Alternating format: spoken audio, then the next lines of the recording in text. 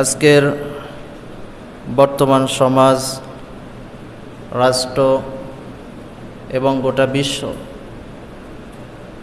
যেই ঘৃণিত পাপাচারে লিপ্ত হয়ে গেছে সেটা হচ্ছে জুলুম, যা আমাদের অধিকাংশ মানুষের মাঝেই বিদ্যমান। যুগ যুগ ধরে জুলুম চলে আসতেছে এবং তার অবসান ঘটতেছে। তারই ধারাবাহিকতায় আমরাও জুলুমের ভিতরে নিমজ্জিত আছি। আবার কখন আল্লাহ পাক রব্বুল আলামিন পাকড়াও করবে বিগত জালিমদের ন্যায় আমরা নিজেরাও বুঝতে পারি না। আল্লাহ পাক রব্বুল আলামিন বান্দাদেরকে ছাড় দেন, ওয়া উমলি লাহুম, আল্লাহ তাআলা রশি ঢিল দেন, ছাড় দেন। যেমনিভাবে একটা বড়শিতে মাছ যখন আটকা পড়ে বড়শিটা কি করা হয়, ঢিল দেয়া হয়। মাছ মনে করে যেন আমি ছাড়া পেয়ে গেছি, কই কেউ তোকে টান দিতেছে না। ইন্না কাইদি মাতিন, কিন্তু আল্লাহ যখন টান দেয় খুব কঠোরভাবে টান দেয়। আল্লাহর ধরা বড়ই কঠিন, ছাড় দেন কিন্তু ছেড়ে দেন না। আল্লাহ যেমন মহান, ন্যায় নিষ্ঠার দিক থেকে জুলুম, পাপাচার, কবিরা গুনার দিক থেকে তিনি ততটাই কঠোর। তিনি যতটা দয়াশীল, পাপাচারের দিক থেকে তিনি ততটাই কি কঠোর। এই দুনিয়াতে যারাই জুলুম করেছে কেউ রেহাই পায় নাই। জুলুম যারা করে, জালিমদের আল্লাহ পাক রব্বুল আলামিন কখনোই ছাড়েন না। দুনিয়াতেও তাদের জন্য ভয়াবহ শাস্তি এবং লাঞ্ছনা রয়েছে, আখিরাতেরটা তো আছেই। রাসূল পাক সাল্লাল্লাহু আলাইহি ওয়াসাল্লাম বলেন, আয-যুলমু যুলুমাতু ইয়াউমাল কিয়ামা, জুলুমদের জন্য আখিরাতের শাস্তি হচ্ছে কিয়ামতের দিন এরা ভীষণ অন্ধকার হয়ে দেখা দিবে। এরা কোনো আলো দেখতে পাবে না, এদের চোখে কোনো আলো আসবে না। এদের জুলুমগুলো জালেমদের কাছে ভীষণ অন্ধকারচ্ছন্ন, ঘোর অন্ধকার হয়ে কিয়ামতের ময়দানে দেখা দিবে। আমরা জুলুমগুলো বিভিন্নভাবে করি। ভাই বোনকে পিতার সম্পদ থেকে বঞ্চিত করে জুলুম করে, দাদার সম্পত্তি থেকে ফুফুদেরকে বঞ্চিত করে জুলুম করে, অন্যের জমি ক্ষমতার জোরে আত্মসাৎ করে জুলুম করে, গরিবদের উপর জুলুম করে, রিক্সা চালক, ভ্যান চালক, চায়ের দোকানদার কিংবা মেচিয়ার, গাড়ির ড্রাইভার, হেল্পার, যারাই দুর্বল আছে দুর্বলদের উপর জালেমরা জুলুম করে। আর যখন জুলুমের কোনো প্রতিবাদ থাকে না, প্রতিদ্বন্দ্বিতা থাকে না, জুলুমের বিরুদ্ধে যখন মানুষ রুখে দাঁড়ায় না, তখন আল্লাহ তাআলা আরো বড় জালিমকে তাদের উপর পাঠিয়ে দেন।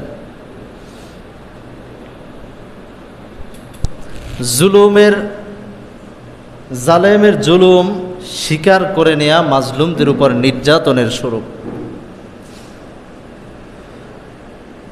এই গোটা পৃথিবী আজকে জুলুমে ঘোর আচ্ছন্ন হয়ে গেছে। এই ঘৃণিত পাপ মানুষের রক্তের সাথে মিশে গেছে।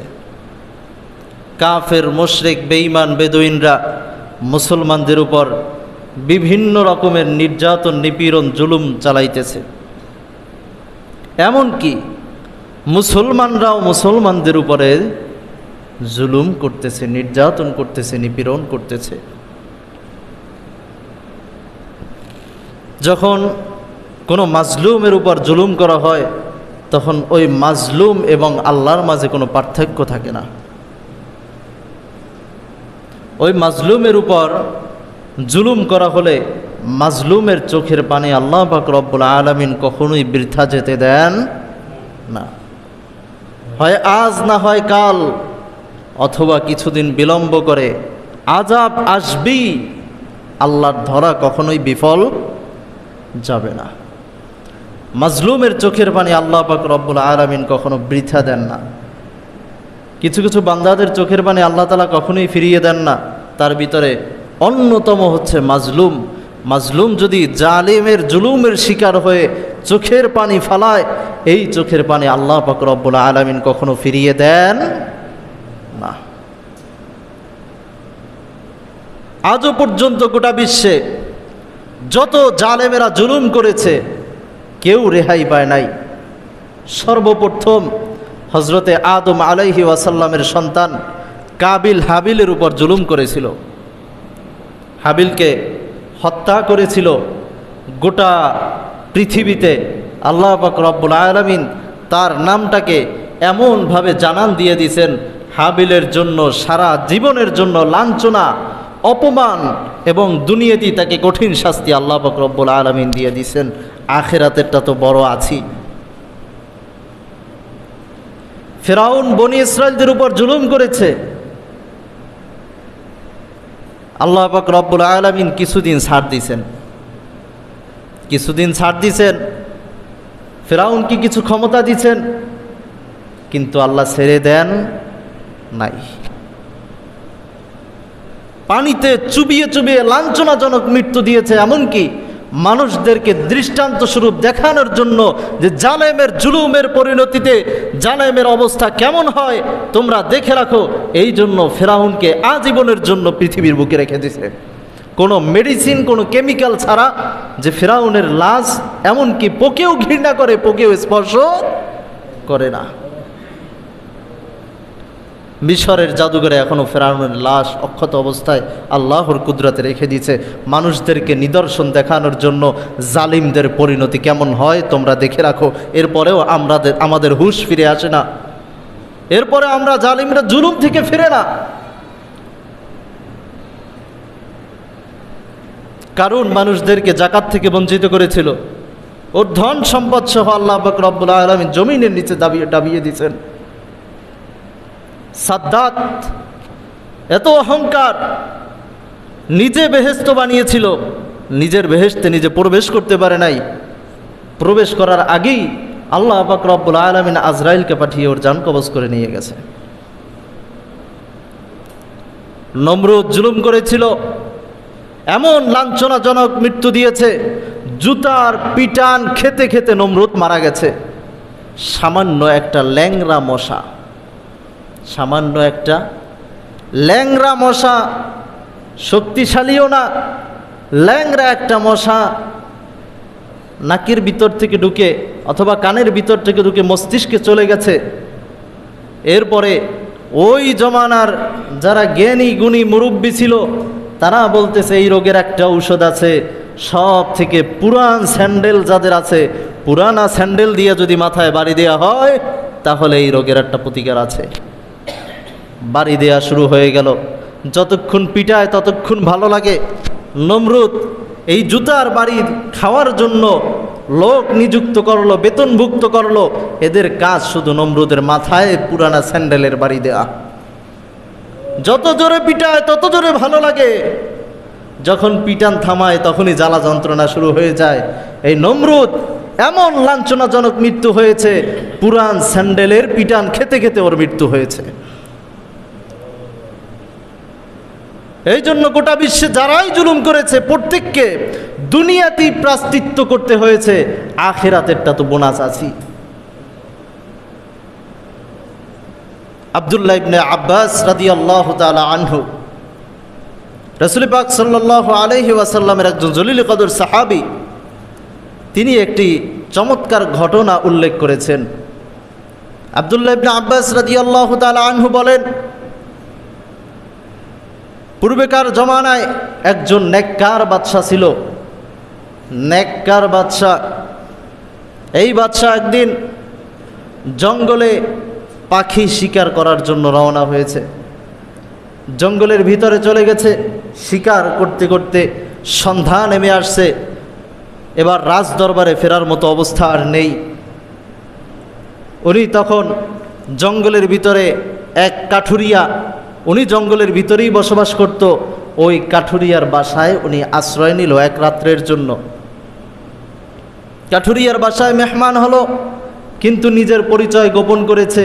এই জন্য গোপন করেছে যে নিজের পরিচয় যদি বলে দেয় তাহলে কাঠুরিয়া আদর আপ্যায়ন করতে অসুবিধা হবে, কাঠুরিয়া তিনি তড়িঘড়ি করবে, তাকে যেভাবে আপ্যায়ন করানো দরকার সেভাবে পারবে না, অতএব কাঠুরিয়ার কষ্ট হয়ে যাবে। এই জন্য নিজের পরিচয়টা আত্মগোপন করেছে। সাধারণ একজন বেদুইনের মতো উনি কাঠুরিয়ার বাসায় আশ্রয় নিয়েছে। কাঠুরিয়ার বাসায় থাকছে, কাঠুরিয়াও সুন্দর মেহমানদারির আয়োজন করেছে। যখন সন্ধ্যা হয়েছে, কাঠুরিয়ার পশুগুলো অর্থাৎ গরুগুলো জঙ্গল থেকে বাড়িতে ফিরে এসেছে। এবার কাঠুরিয়া একটা গাভী নিল, গাভী নিয়ে বালতি নিয়ে উনি দুধ দোহন করা শুরু করে দিল। ওনার একটা বরকতি গাভী ছিল, যেই একটা গাভীতে 30টা গাভীর বরকতি দুধ হইতো। বলেন সুবহানাল্লাহ। এক গাভীতে 30 গাভীর দুধ হইতো। আব্দুল্লাহ ইবনে আব্বাস রাদিয়াল্লাহু তাআলা আনহু বলেন, ওই কাঠুরিয়ার এই গরুটা, এই গাভীটা এতটাই বরকতময় ছিল, একটা গাভীর ওলান থেকে 30টা গাভীর দুধ নামতো। বলেন সুবহানাল্লাহ। এবার উনি দুধ দহন করেছে, নিজে খেয়েছে, পরিবার খেয়েছে, বাদশাকে মেহমানকে খাইয়েছে। এরপরেও দুধ অবশিষ্ট রয়ে গেছে। বাদশাহ স্বচক্ষে দেখেছে। বাদশাহের ভিতরে একটা অসওয়াসা এসে গেল, তার ভিতরে একটা লোভ এসে গেল। বাদশাহ চিন্তা করলো, আমার রাজ দরবারে এমন একটা গাভী নাই, কাঠুরিয়ার কাছে এমন একটা গাভী যে এক গাভীতে 30 গাভীর দুধ হয়, অথচ আমার রাজ দরবারে এমন একটা গাভী নাই। এই গাভীটাকে কিভাবে আত্মসাৎ করা যায়, ক্ষমতার মাধ্যমে হোক, যেভাবেই হোক, এই গাভীটাকে আমার রাজ দরবারে নিতে হবে। উনি মনে মনে জল্পনা কল্পনা করলো। এবার চিন্তা করতেছে, আজকে মেহমান হয়েছি, আজকেই যদি গাভী চেয়ে বসি তাহলে কাঠুরিয়া গাভী দিতে চাবে না। অতএব আজকের মতো এখান থেকে চলে যাই, পরে আবার এক সময় এসে কৌশলে গাভী আত্মসাৎ করব। বাদশাহ উনি রাজ দরবারে চলে গেল। 6 দিন 7 দিন পরে উনি আবার এই একই জঙ্গলে শিকার করার জন্য রওনা হয়ে চলে আসলো। ওনার নিয়ত গাভী আত্মসাৎ করা। উনি ইচ্ছাকৃত সন্ধ্যা বাজিয়ে ওই কাঠুরিয়ার বাসায় মেহমান হইল। এবার কাঠুরিয়া দেখি বলতেছে, দোস্ত আপনি এসেছেন, বসেন, থাকেন। কারণ কাঠুরিয়া তো আর জানে না যে ইনি বাদশাহ। কাঠুরিয়া বলল, দোস্ত আপনি থাকেন, আপনি আমার মেহমান হয়েছেন, আমি অনেক খুশি হয়েছি। এবার বাদশাহ অপেক্ষা করতেছে। সন্ধ্যা যখন নেমে এসেছে, উনি দেখতেছে কাঠুরিয়ার যে গাভীগুলো আসতেছে, ওই গাভীটা আসে কিনা। খেয়াল করে দেখলো যে ওই গাভীটাও বাড়ির দিকে এসেছে। এবার কাঠুরিয়া বালতি নিয়ে দুধ দহন করার জন্য গেল। অনেক কষ্ট করে ওলান টেনে টেনে, কোনো রকমের টেনে টেনে 1 কেজি দুধ বের হলো। বলেন কয় কেজি? 1 কেজি দুধ বের হলো। বাদশাহ স্বচক্ষে দেখেছে। এবার বলতেছে, দোস্ত তোমার যেই গাভী, এক গাভীতে 30টা গাভীর দুধ হইতো, এইটা কি সেই গাভী না? কাঠুরিয়া বলতেছে, হ্যাঁ এইটাই সেই গাভী। বলে, তখন 30টার দুধ হইতো, এখন তো দেখছি 1 কেজি দুধ, তাও টেনে হেসলে, এর কারণটা কি? কাঠুরিয়া বলতেছে, মনে হয় আমাদের রাজ্যের বাদশাহ জুলুম করা শুরু করে দিয়েছে। কাঠুরিয়া বলতেছে কি, সম্ভবত আমার রাজ্যের বাদশাহ তিনি জুলুম করা শুরু করেছে।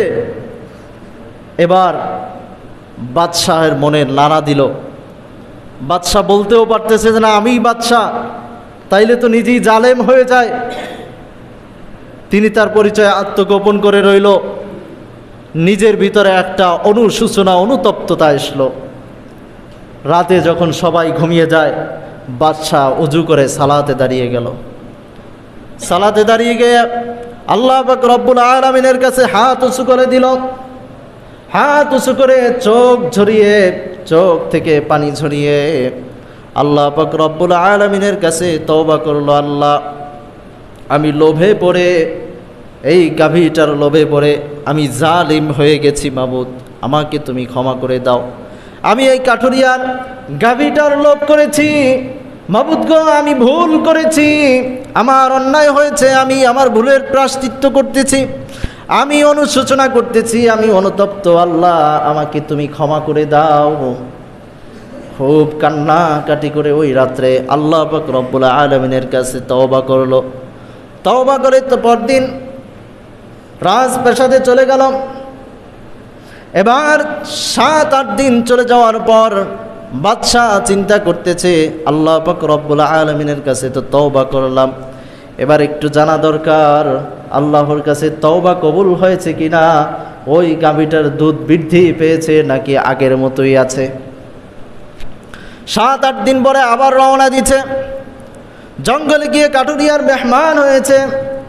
কাঠুরিয়া বড়ই খুশি, দুস্থ এসেছে। এবার বাদশাহ তাকিয়ে আছে পথের দিকে, কাঠুরিয়ার গাভীগুলো বাড়িতে আসে কিনা তাকিয়ে দেখতেছে। সব গাভীগুলো বাড়ির ভিতরে ঢুকতেছে, তার ভিতরে ওই গাভীটাও বাড়িতে চলে আসছে। এবার কাঠুরিয়া বালতি নিয়ে দুধ দহন করার জন্য গেল। দুধ দহন করতে করতে এত এত পরিমাণে বরকত হয়েছে, আগের মতো 30টা গাভীর সম পরিমাণে দুধ দহন করে ফেলেছে। বলেন সুবহানাল্লাহ। বাদশাহ জিজ্ঞাসা করতেছে, ও কাঠুরিয়া দোস্ত, তোমার কি এই গাভীটা সেই গাভী নয় যেই গাভীতে মাত্র 1 কেজি দুধ হয়েছিল?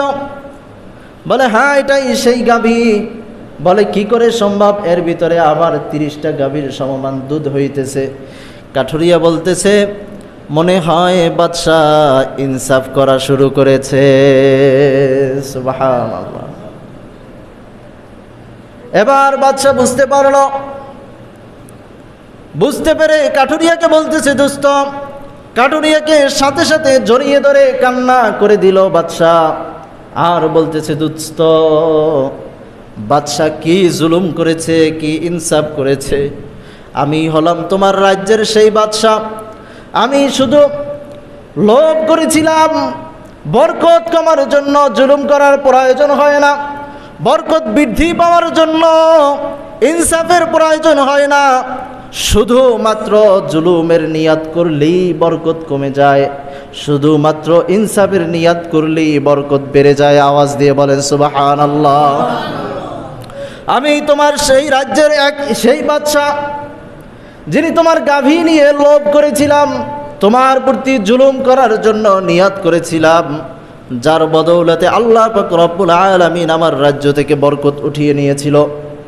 আমি তওবা করেছি, আমি আবার ইনসাফ শুরু করেছি। আল্লাহ পাক রব্বুল আলামিনের কাছে তওবা করেছি, মাবুদ গো, জুলুম করার নিয়াত করেছি, জীবনে জুলুম করব না। যতদিন জীবনে দেহে প্রাণ আছে ততদিন আমি ইনসাফের সাথে রাষ্ট্র পরিচালনা করব। আমি নিয়াত করেছি, নিয়াত করার সাথে সাথে আল্লাহ পাক রব্বুল আলামিন আবার বরকত ফিরিয়ে দিয়েছেন। বলেন সুবহানাল্লাহ। এই জন্য আমরা যারা জুলুম করেছি অতীতের জন্য তওবা করব, ভবিষ্যতে আর জুলুম করব না। আর ভবিষ্যতে জুলুম করা যাবে না, কারো প্রতি জুলুম করব না, সবার প্রতি ন্যায় ইনসাফ করব। কে কে রাজি আছে হাত তুলি, বলেন আল্লাহু আকবার। আর জীবনে আমরা কেউ জুলুম করব, আর জীবনে আমরা কারো প্রতি জুলুম করব না।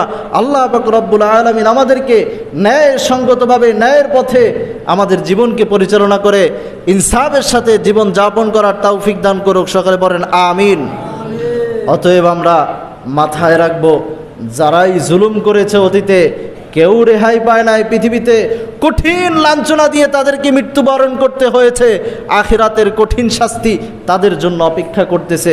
এমনকি রাসূল পাক সাল্লাল্লাহু আলাইহি ওয়াসাল্লাম তিনি ইরশাদ করেন, যদি কোনো ব্যক্তি তার ভাইয়ের মাত্র 1 বিঘাত অর্থাৎ আঙ্গুল 2টা লম্বা করলে যতটুকু জায়গা হয় এতটুকু জায়গা পরিমাণ যদি কারো প্রতি জুলুম করে, আত্মসাৎ করে, হাসরের ময়দানে ওই ব্যক্তির মাথায় 60টা জমিন তার দেহটাকে চওড়া করে 60টা জমিন তার ঘাড়ের উপরে চাপিয়ে দেওয়া হবে। বলেন আল্লাহু আকবার। কত কঠিন অবস্থা হবে,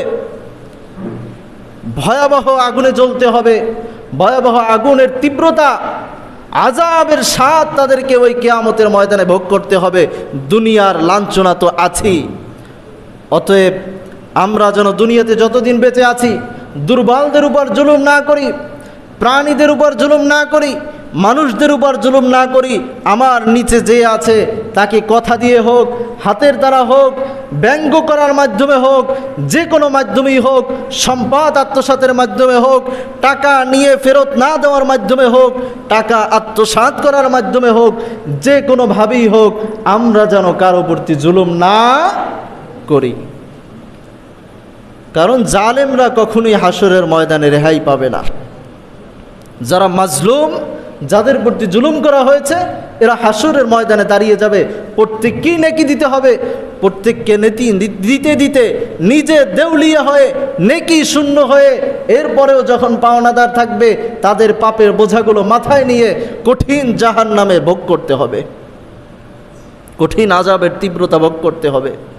অতএব সাবধান, আমরা নিজেরা জুলুম করব না। কারোর জুলুম করলে, কেহ জুলুম করলে আমরা জুলুমের বিরুদ্ধে রুখে দাঁড়াবো, বলেন ঠিক কিনা? যতটুকু সামর্থ্য আছে আমার যদি কথা বলার সামর্থ্য থাকে, আমি কথা দিয়ে তার বিরুদ্ধে রুখে দাঁড়াবো। আমার যদি হাত দিয়ে প্রতিহত করার ক্ষমতা থাকে, আমি হাত দিয়ে প্রতিহত করে আমি সেই জুলুমের বিরুদ্ধে রুখে দাঁড়াবো। আমার যতটুকু ক্ষমতা আছে, আমার ক্ষমতা নেই, যার ক্ষমতা আছে তার মাধ্যমে রুখে দাঁড়াবো। কিন্তু তারপরেও আমরা কখনোই জুলুমকে প্রশ্রয় দিব না, নিজেরাও জুলুম করব না। আল্লাহ পাক রব্বুল আলামিন আমাদের গোটা দেশ থেকে, গোটা বিশ্ব থেকে জুলুমকে বিলুপ্ত করে ন্যায় ইনসাফ প্রতিষ্ঠিত করার তৌফিক দান করুক। সকলে পড়েন আমিন। ওয়া আখির দাওয়ানা আলহামদুলিল্লাহি রাব্বিল আলামিন।